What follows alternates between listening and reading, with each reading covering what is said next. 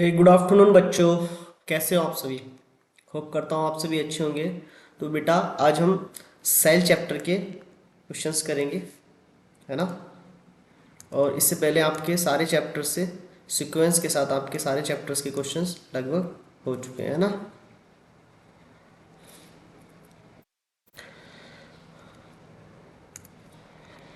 चलिए स्टार्ट करते हैं आज का सेशन। तो आज हमारा होगा cell cycle and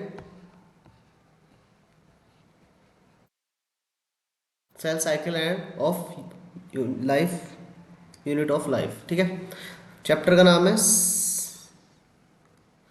cell unit of life, ठीक है। सेल क्या है? यूनिट है एक लाइफ की, आपको पता ही है कैसे है ना। क्योंकि आपकी जो ह्यूमन बॉडी होती है, ह्यूमन बॉडी किस चीज़ से मिलके बनी होती है? सेल से मिलके बनी होती है। ये क्या होती है? इसकी इकाई, है ना बेटा। तो ये इसकी एक इकाई है, यूनिट है ना, है ना। जैसे आपका घर बनाते हो आप, तो घर में क्या होते हैं? ईंट होते हैं, ठीक है। उस ईंट से क्या बनता है? पूरा एक ब्रिक जिसको बोलते हो आप, है ना। इससे क्या बन जाता है? पूरा एक घर बन जाता है आपका आलीशान, ठीक है। वैसे ही सेल भी आपके बॉडी के लिए एक ईंट का काम करती है, ब्रिक का काम करती है, ठीक है। इसको पढ़ेंगे बेटा अच्छे से।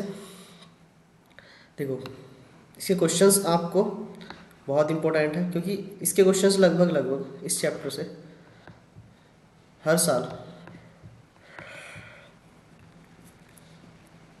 Minimum minimum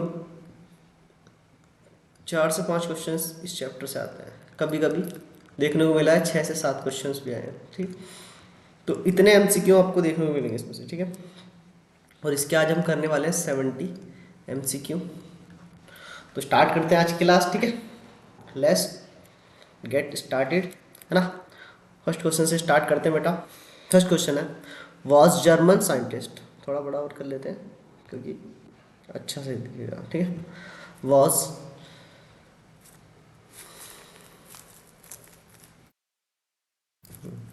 was a German scientist who observed that all plant tissue are made up of cell। एक जर्मन साइंटिस्ट थे, उन्होंने ऑब्जर्व किया कि ऑल प्लांट टिश्यू जो होते हैं वो सेल से मिलके बने होते हैं। एट ऑल सेम टाइम एक ब्रिटिश साइंटिस्ट ने स्टडी किया कि different type of animal cells, ठीक है। अब ये साइंटिस्ट कौन थे वो हमें बताना है, ठीक है। यहाँ किसकी बात चलिए बेटा? ये थे आपके जर्मन साइंटिस्ट और यहाँ थे British scientist, type of animal cell, ठीक है। तो जर्मन से कौन आते थे आपके बेटा? जर्मन थे आपके मैथ्यू स्क्लेडन, है ना। और ये क्या थे आपके? बोटनिस बोटे सॉरी बोटनिस्ट थे। ये क्या थे आपके? ये थे बेटा आपके बोटनी, है ना। और जो आपके स्वान साहब थे ये थे आपके जोलॉजिस्ट, है ना, जूलॉजिस्ट, जूलॉजिस्ट। तो ये थे, ठीक है। और ये कब थे? 1938 और ये 1939, ठीक है। तो क्वेश्चन नंबर 1 का आंसर होगा आपका सेकेंड, ठीक है। ऐसे ही करेंगे हर क्वेश्चंस को अच्छे से समझ के, ठीक है बेटा। क्वेश्चन नंबर सेकंड की हम बात करते हैं, थोड़ा और इसको ब्रॉड करके दिखाते हैं, ठीक है। Main arena of cellular activity in both plant and animal, ठीक है। तो मेन अराइना क्या होती है बेटा? आपका ये होता है साइटोप्लाज्म, ठीक है। मेन अराइना जैसे एनिमल सेल है, ठीक है, सारे ऑर्गन ऐसे ऐसे होंगे और वो किस में पड़े रहते हैं? तो वो साइटोप्लाज्म में पड़े रहते हैं, क्योंकि यहाँ पे साइटोप्लाज्म ऐसे भरा रहता है ना, साइटोप्लाज्म। तो मेन अराइना है आपका साइटोप्लाज्म, ठीक है। हु प्रपोज ओमनी सेलुला ई सेलुला, ठीक है।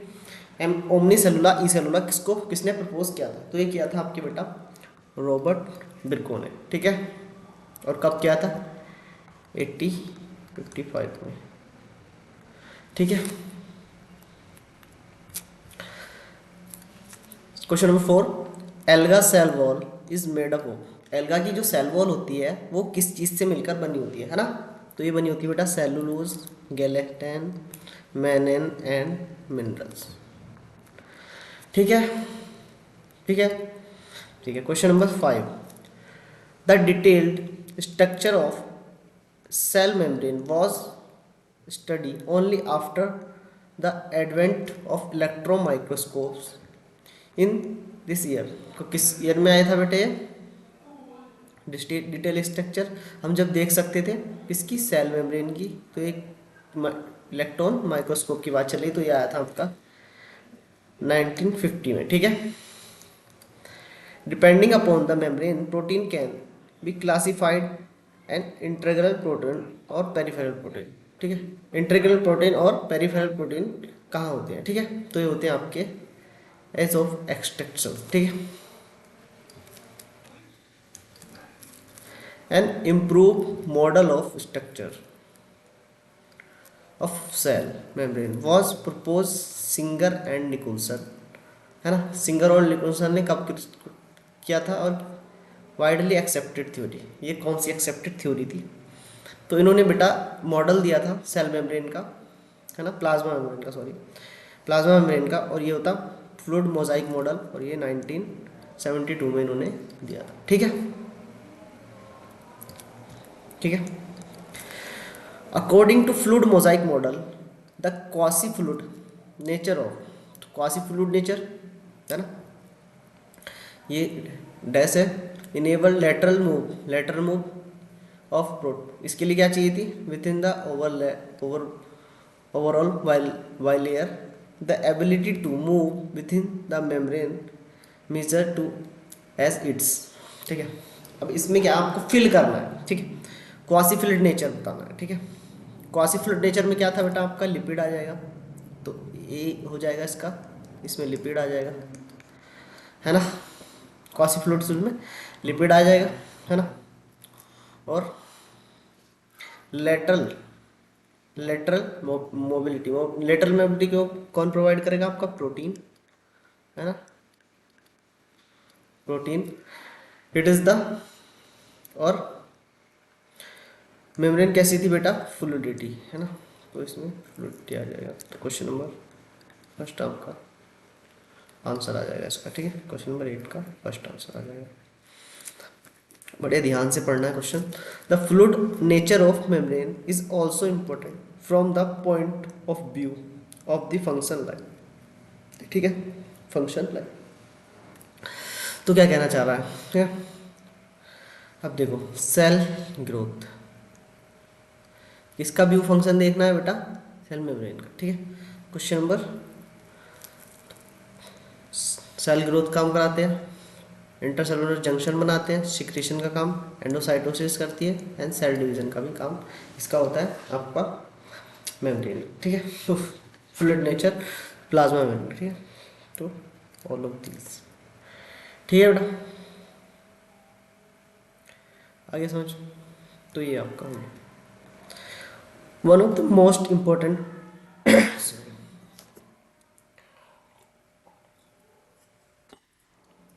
one of the most important function of the plasma membrane।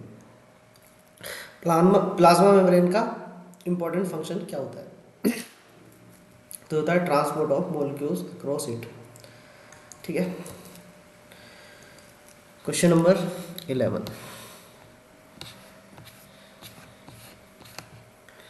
ठीक है बेटा, क्वेश्चन नंबर 11 चलिए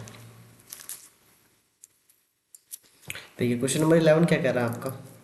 can not pass through the lipid bilayer, they required a carrier protein of the membrane to facilitate their transport the across membrane. ठीक है, ये बताना है। ठीक है, पढ़िए क्वेश्चन अच्छे से। तो ये होता है बेटा पोलर मेम्ब्रेन। ठीक है, ठीक है, इसको बोलते हैं पोलर मेम्ब्रेन। ठीक है, question number 12, sodium potassium pump is example of, है ना, ये आपका एग्जाम्पल होता है एक्टिव ट्रांसपोर्ट।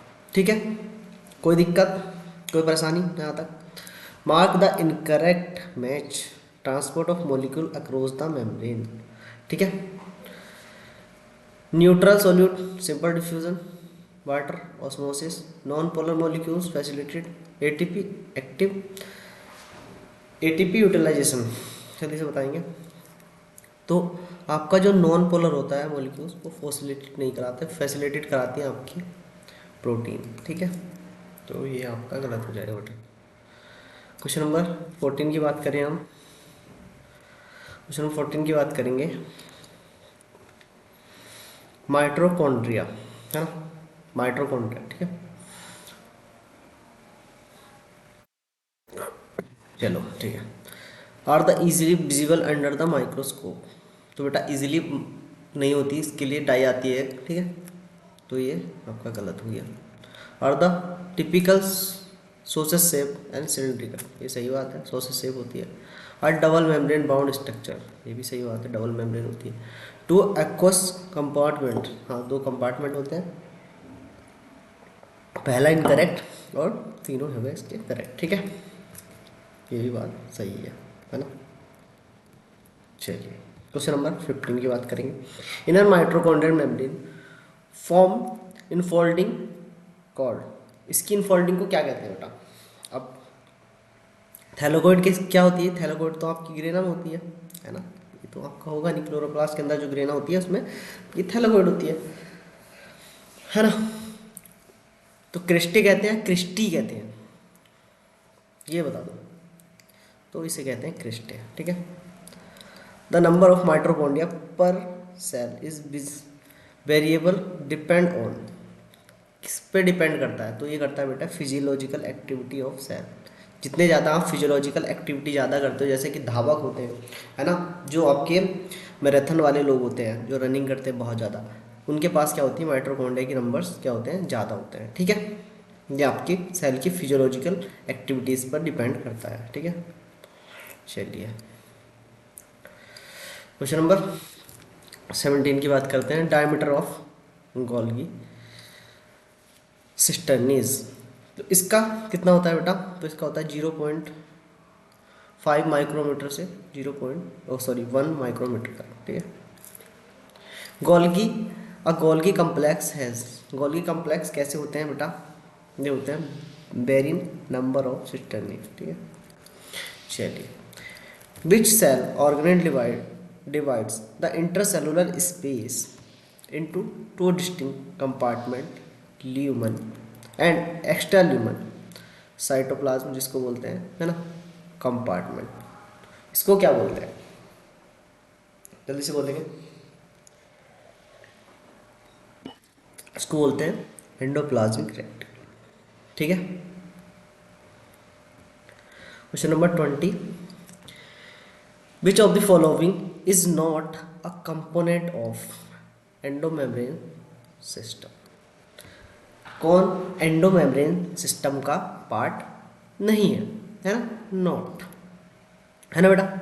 चलिए, तो आपका गोल्गी बॉडीज होता है, एंडोप्लाज्मिक रेटिकुलम होता है, लाइसोसोम होता है, वैक्यूल होता है ना, ईगल, इस करके ऐसे याद किया था मैंने, तो है ना, न्यूक्लियस नहीं होता बेटा। ठीक है, तो ये नहीं होता, तो D is the correct answer. ठीक है, क्वेश्चन नंबर आपका 21, membrane bound vesicle structures formed by the process packing in the Golgi ब्रेचर and filled hydrolytic enzyme is called. तो ये किसमें होता है हाइड्रोलिटिक एंजाइम? ये होता है बेटा आपका लाइसोजाइम। ठीक है, क्वेश्चन नंबर 22, चलिए क्वेश्चन नंबर 22 का पहले में granules structure first observe under the electron microscope dense particular and George Palade, है ना, तो जॉर्ज पैलेट ने देखा था। अब यहाँ से आपको समझ आ जाएगा ये राइबोसोम्स की बात चल रही है, और चाहे आप पढ़ोगे भी नहीं ना तब भी समझ आ जाएगा। पर ये composition of RNA and protein, है ना, not surrounded by any membrane, यहाँ से भी समझ में आ जाएगा कोई मेम्ब्रेन नहीं होती, तो ये राइबोसोम्स की बात चल रही है। ठीक है, ठीक है बेटा, आगे चलते हैं। क्वेश्चन नंबर 23, चलो इसको थोड़ा बड़ा कर लेते हैं। चलिए क्वेश्चन नंबर 23 है ना बेटा। 23 में क्या कह रहा है, eukaryotes have 80 S with prokaryote 70 S ribosome in cytoplasm. तो एस क्या है इसे एक्सप्लेन करना है, ठीक है। तो एस को आपके सेडवर्क कोएफिशिएंट कहते हैं, डेंसिटी मेजर करता है एंड आपका ये साइज भी मेजर करता है। तो D is the correct answer, ठीक है। In R R N A R stand, R क्या स्टैंड करता है, तो इसको बोलते हैं राइबोसोमल आरएनए, है ना बेटा, ये आपको पता होना चाहिए, ठीक है। क्वेश्चन नंबर 25 है ना। First incorrect statement which regarding to centrosome and centriole. Centrosome और सेंट्रियोल के बारे में जो इनकरेक्ट स्टेटमेंट है उसको हमें क्या करना है, बताना है, ठीक है। ठीक है बेटा, तो ये हमें बताना है, ठीक है। चलो पढ़ते हैं। Centrosome are surrounded by amorphous particular material, है ना, ये बात सही है। इन सेंट्रोसोम बोथ सेंट्रियोल और पैरेलल लाइक, ये सही है। Each other, each have organize like cartwheel, ठीक है। घोड़ा गाड़ी के जो पहिए होते हैं ना उनके जैसा इनके स्ट्रक्चर कुछ दिखाई देता है हमें, ठीक है। तो ये कुछ 25 है ना। बोथ सेंट्रल लाइक पैरेलल नहीं होते बेटा, कैसे होते हैं, पैरेलल नहीं होते, ये होते हैं बेटा 90 डिग्री के एंगल पे होते हैं, ठीक है। तो ये गलत हो जाएगा, सॉरी, ये मैंने पढ़ा नहीं, पैरेलल नहीं होते बेटा, है ना, ये बात इसने यहाँ पे गलत कर दी है, ठीक है।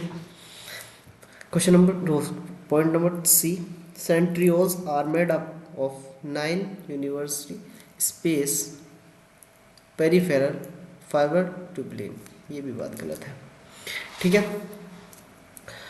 Hub is the centre proteinous structure centriole, ये सही बात है, प्रोटीन स्ट्रक्चर होते हैं। प्रोटीनस स्ट्रक्चर रेडियल्स को connected by hub to peripheral tube, ये भी सही बात है, ठीक है। तो आपकी बी और सी गलत हो जाएंगे, तो सी आंसर इसका आ जाएगा, ठीक है बेटा। Okay, question number 26, an elaborate network of filament proteinaceous structure present in cytoplasm which help in the maintenance of cell shape is called इसको बोलते हैं बेटा साइक्लोस्केलेटन, ठीक है। क्या बोलते हैं, साइक्लोस्केलेटन, साइटोस्केलेटन, ठीक है। Carotenoids pigment are found in, तो कैरोटिनॉइड पिगमेंट्स जो पाए जाते हैं वो किसमें पाए जाते हैं बेटा, तो आपके क्रोमोप्लास्ट एंड क्लोरोप्लास्ट दोनों में पाए जाते हैं, ठीक है। ये 28 में क्या कह रहा है, ठीक है। Interphase nucleus has loss and indistinct network of nucleoprotein fiber called chromatin, but during different structure of cells show structured chromosomes in place of, कहाँ होता है बेटा, जल्दी से बताओ। तो ये होता है न्यूक्लियस के अंदर, ठीक है, जो प्लेस होता है वो न्यूक्लियस के अंदर होता है, ठीक है। अब थोड़ा इसको देखिए, nucleus as the cell organise first describe by, किसने डिस्क्राइब किया था और कब किया था, ठीक है, अर्ली एज, ठीक है। तो किसने किया था बेटा, जल्दी से बता दो, ये क्वेश्चन तो बहुत इजी है, रॉबर्ट ब्राउन ने किया था और 1830, ठीक है, ठीक है। चलिए question number 30, term of chromatin given by Flemming after stain nucleus, कौन सी डाई की थी, बेसिक की थी, न्यूट्रल की थी, एसिडिक की थी, या सारी डाई कर दी थी उसने, जल्दी से बताओ। तो उसने की थी बेसिक डाई, ठीक है। Space between parallel nucleus membrane is called perinuclear space which is, तो ये बता दो इसमें कितना स्पेस होता है पेरीन्यूक्लियर स्पेस में, कितना होता है,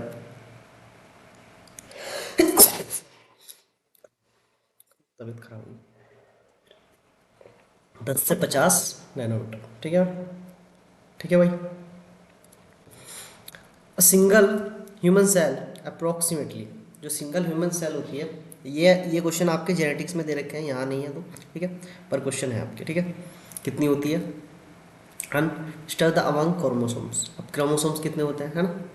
अब उसने देखो बेटा यहाँ पर डिस्टिंग्विश पूछ रखा है, तो क्या पूछ रखा है, पेयर में नहीं पूछ रखा, अगर पेयर में पूछता तो कितने हो जाते हैं 23, भी पूछ रहा है वो क्रोमोसोम्स, तो 46 एंड 2 मीटर, ठीक है। 2.2 मीटर आपकी जेनेटिक्स में दे रखा है, मोलिकुलर बेसिस इनहेरिटेंस में, तो उसमें देख लेंगे जाके। Important site of formation glycoprotein and glycolipid, glycoprotein और ग्लाइकोलिपिड की इंपॉर्टेंट साइट क्या होती है, तो इसे होती है बेटा गोल्गी अपर्चर, ठीक है।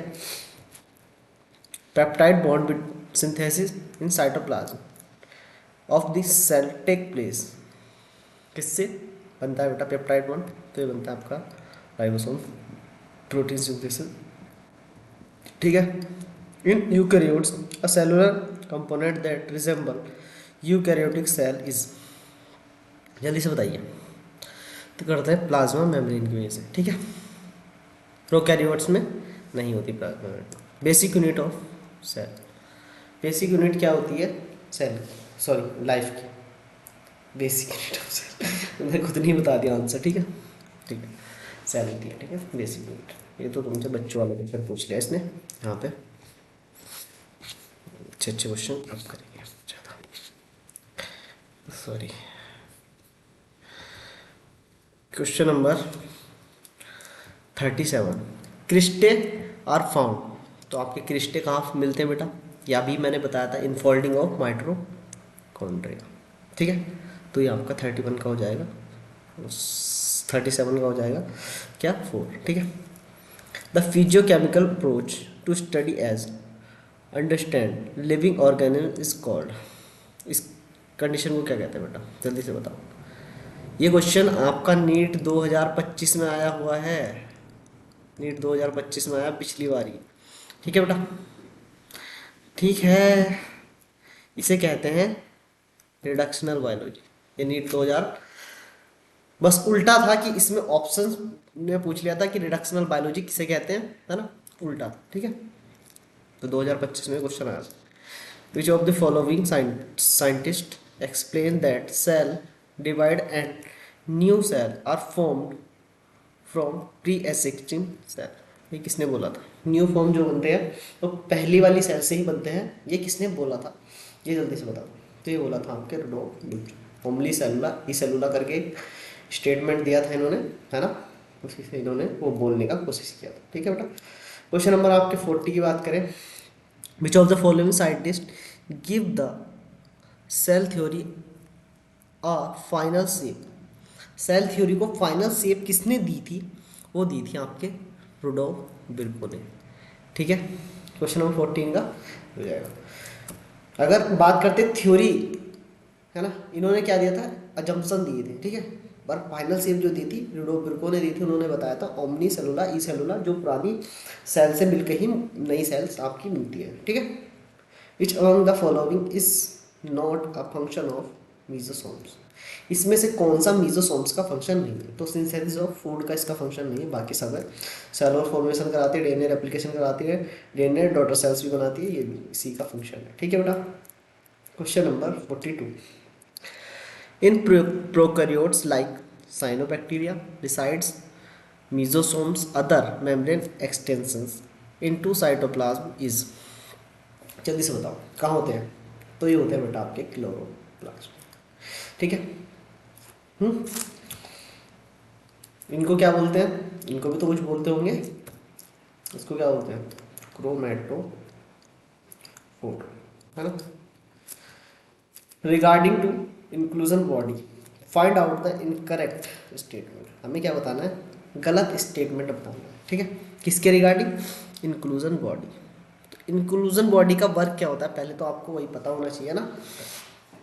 तो साइट ऑफ फूड स्टोरेज, ये सबसे मेन काम है इसका बेटा, ये सिंगल मेम्ब्रेन नहीं होती है ना, डबल मेम्ब्रेन होती है ना। वे फ्रीली साइटोप्लाज्म में पाई जाती हैं, found in the prokaryote eukaryotic दोनों में पाई जाती है, ठीक है, प्रोकैरियोटिक और यूकैरियोटिक दोनों में पाई जाती है, ठीक है। चलिए question number 44, plasma membrane of human erythrocyte which of the following is ratio of proteins and lipid represent. ठीक है, अब पूछ रहा है आपकी जो प्लाज्मा मेम्ब्रेन है, प्लाज्मा मेम्ब्रेन, उसकी जो आरबीसी है उसमें परसेंटेज पूछा गया आपका प्रोटीन का एंड लिपिड का। ठीक है, तो प्रोटीन का होता है आपका बेटा 52 और लिपिड का होता है 40% और बचा हुआ 8% जो होता है आपका शुगर होता है। ठीक है, ये आप याद रखेंगे क्वेश्चन नंबर 44 का थर्ड। ठीक है, 45 fluidity of plasma membrane is due to, fluidity of plasma membrane किसकी वजह से होती है, तो वो होती है आपकी लिपिड की वजह से, है ना। Regarding to cell membrane fluid out of pod 1, एक गलत बताना है कोई एक, है ना, कौन सा गलत होगा भाई वो बताना है। ठीक है, fluid mosaic model is widely accepted model, ये बात तो मुझे सही लग रही है। Quasi fluid nature of lipid enable the lateral movement of protein. All type of molecules can easily pass through the membrane. All type की कैसे हो जाएंगे यार, कैसी पागलों जैसी बात नहीं कर रहा है यहाँ पे। ऑल टाइप, जहाँ ऑल टाइप आ गया ना उस पर डाउट करना हमेशा। सब कुछ सही नहीं होता भाई, कभी भी लाइफ में कुछ भी अच्छा नहीं होता, एकदम परफेक्ट चीज़ें होती ही नहीं है। अब आपकी गर्लफ्रेंड को ले लो,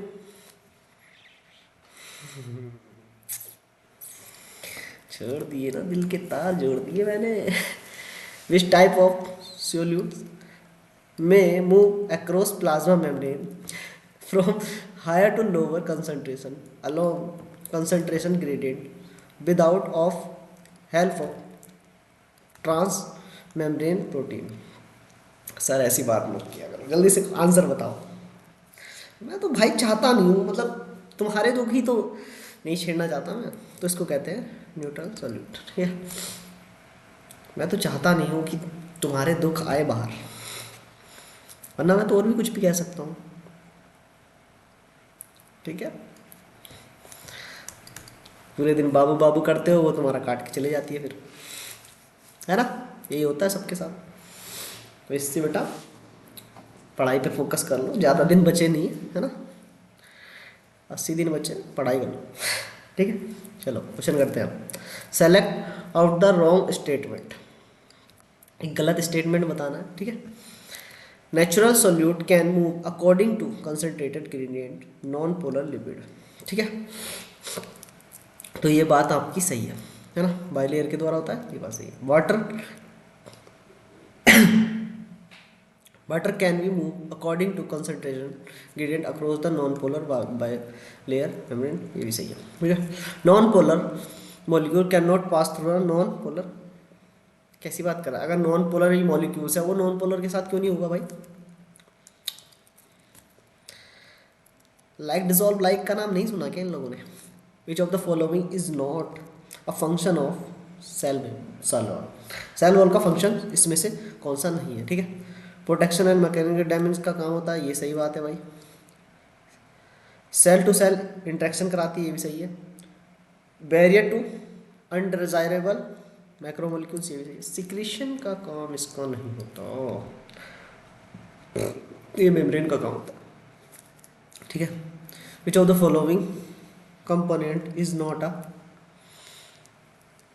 not a constitute of alga cell wall, कौन सा इसमें से एल्गा सेल वॉल का पार्ट नहीं है। तो सेलुलोज होगा, हेमी सेलुलोज नहीं होता भाई, है ना, गैलेक्टिन भी होता है, मैनिन भी होता है। ठीक है, और मिनरल्स भी आपको मैंने भी बताया था थोड़ी देर पहले। ठीक है, क्वेश्चन नंबर 51 की बात कर लेते हैं। अभी आपके 50 क्वेश्चन हो चुके हैं, मैंने बोला आपको 70 क्वेश्चन कराऊंगा, तो भाई ने बोला कराएगा तो कराएगा। ओके, फिर चाहे जो हो जाए। 51, क्वेश्चन नंबर 51 की बात करें। Which of the following constitute is a right for endomembrane system. अभी मैंने अभी बताया था आपको एंडोमेम्ब्रेन, देखो यहाँ पे न्यूक्लियस दिख गया शुरू में ही। क्या पूछा उसने, राइट पूछा है, तो ये तो रॉन्ग हो गया। अच्छा, माइक्रो बॉडी नहीं होती बेटा, पहली बात तो प्लास्टिड नहीं हुआ। Endoplasmic reticulum, Golgi body, lysosome and vacuoles. ठीक है। Regarding to endoplasmic reticulum which of the following statement is strong, है ना। Divided into intercellular space two distinct component. अच्छा, अब SER का मतलब क्या होता है? एक्टिविन बोल दो, सिक्रीशन। अच्छा, animal steroid hormones are synthesis. SER बेटे ये SER का काम नहीं होता, SES का काम होता है। ठीक है, ठीक है, ये स्मूथ एंडोप्लाज्मिक रेटिकुलम का काम होता है। ठीक है, ये इसका काम नहीं है, इसका काम तो प्रोटीन सिंथेसिस कराना है, कुछ भी लिख रहा है ना।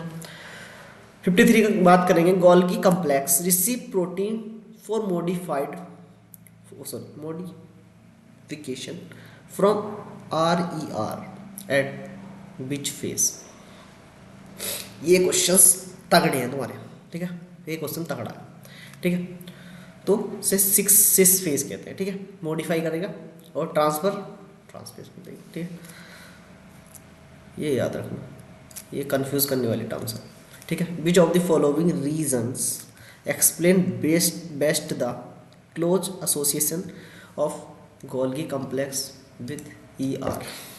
ये बता दो भाई, ये क्वेश्चन बता दो। तो ये क्या करती है? रिसीव करती है मटेरियल को एंड पैकिंग करके भेज देती है। ठीक है, in plant cell how much volume of occupied by vacuole. तो वैक्यूल कितना करती है? लगभग 90% चीज़ें क्या कर लेती है? ये ऑक्यूपाइड कर लेती है। सेल अगर इतना बड़ा है तो उसमें 90% पार्ट, मतलब इतना पार्ट लगभग ये आपका वैक्यूल ले लेगा। ठीक है, classification of plastid into chloroplast, chromoplast and leucoplast is the based of, किसके बेस पे किया गया है? तो ये क्या है बेटा?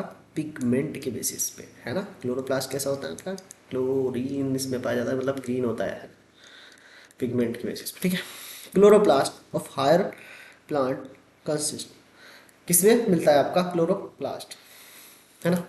तो क्लोरोफिल एंड कैरोटीनॉइड। चलिए बेटा, चलिए चलिए, इसको इधर लेके जाएंगे भाई साहब, आप इधर चाहिए।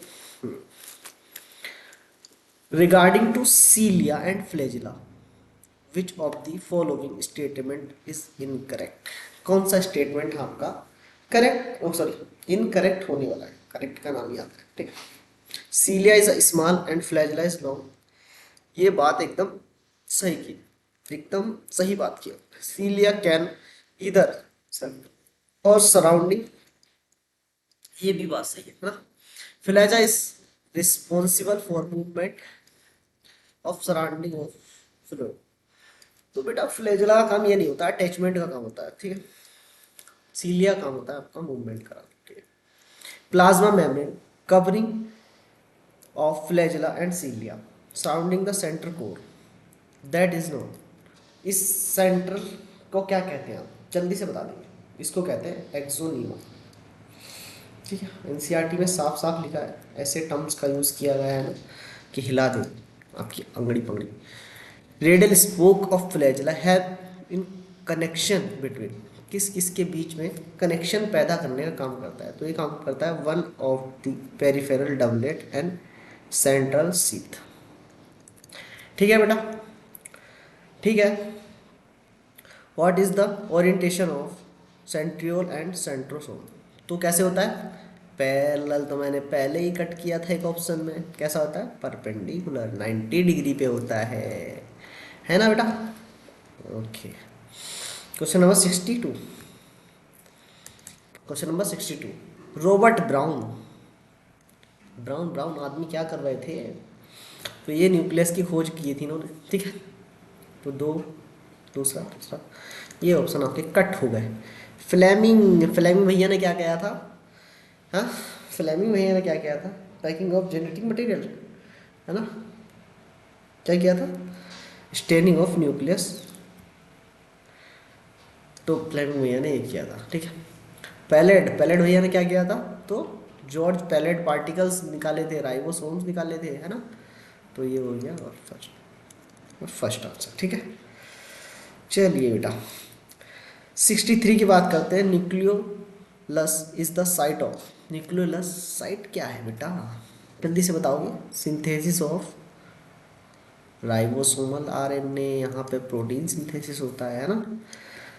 64 देखो, प्रोटीन सिंथेसिस आपका कहाँ होता है, प्रोटीन का सिंथेसिस साइटोप्लाज्म में, है ना।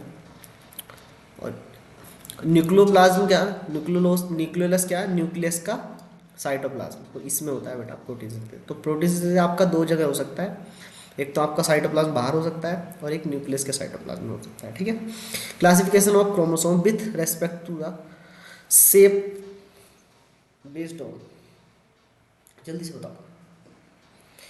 पोजीशन ऑफ सेंट्रोमियर, डिपेंड करता है पोजीशन ऑफ सेंट्रोमियर, ठीक है। अब ये बेटा दो चार क्वेश्चन और बच गए, इनको भी लपेट लेते हैं, है ना, इनको भी लपेट ही लेते हैं।